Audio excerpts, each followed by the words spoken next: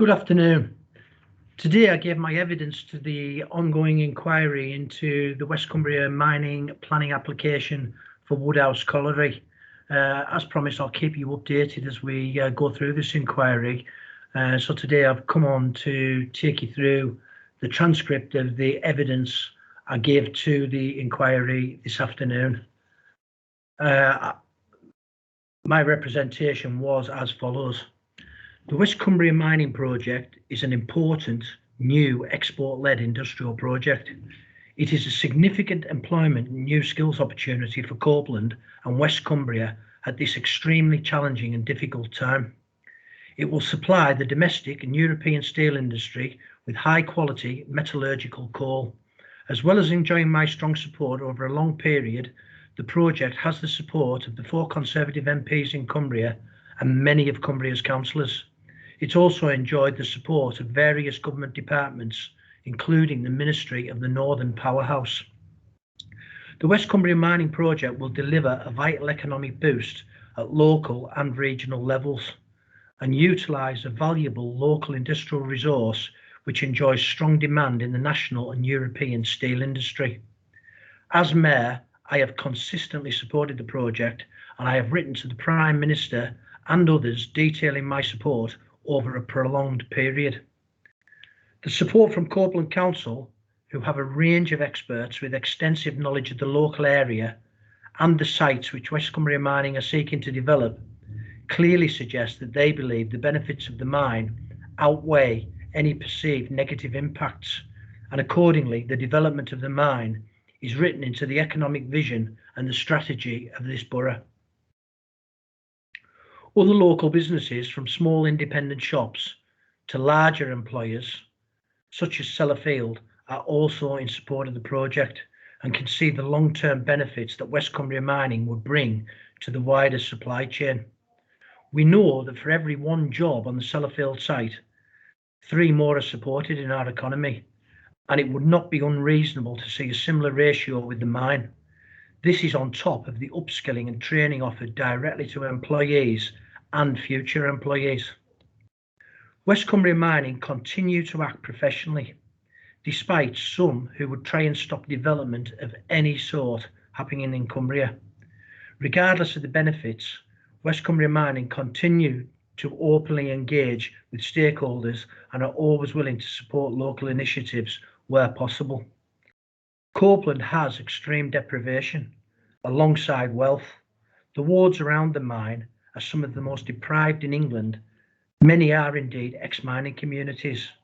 We have severely high levels of child poverty and deprivation, health issues and worklessness. These areas, like many in the country, are being hit hard by the impacts of COVID. The mine have already supported initiatives like Well Whitehaven in working with our communities. This support would increase adding additional value aside from the employment directly generated through the mine, which would lift the wider community. Our communities need change. They need investment. They want more for their children than they have had. The mine is not a panacea, but it brings hope as well as short, medium and long-term opportunities. Nobody has the right to deny them that.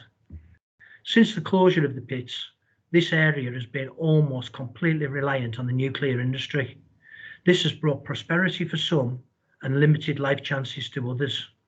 Our ambition is to broaden our economic base, be more diverse, drive and deliver not only the sites and technology for green energy plants, but also the steel to build them.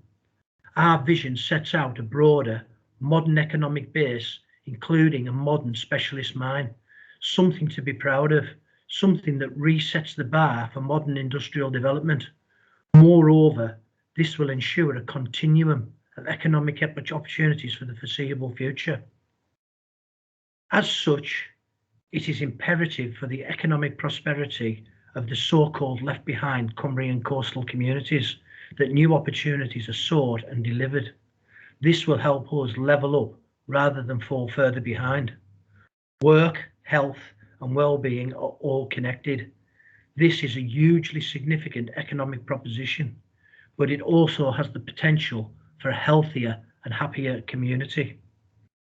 This project represents a major new investment for Copeland and West Cumbria, and it will create hundreds of new skilled jobs in a coastal community.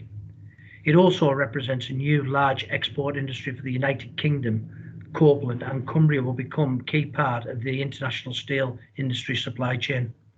This is reflected through the support West Cumbria Mining has received from both BEIS and the Department of International Trade Ministers. During the construction phase, the project will initially generate 200 highly paid jobs within the next 18 months with the right support in place. It has been proven 3 times that there are no material planning reasons not to approve this mine. The future of my community is not only at stake here, but also the credibility of our planning system. I have faith, however, in both, and look forward to a third robust assessment of this proposition to prove again and finally that this is acceptable, desirable, and setting a new chapter of hope and prosperity for our community and facilitating a new era of green jobs through new green infrastructure. You will hear many people in the course of this inquiry telling you what is best for our community.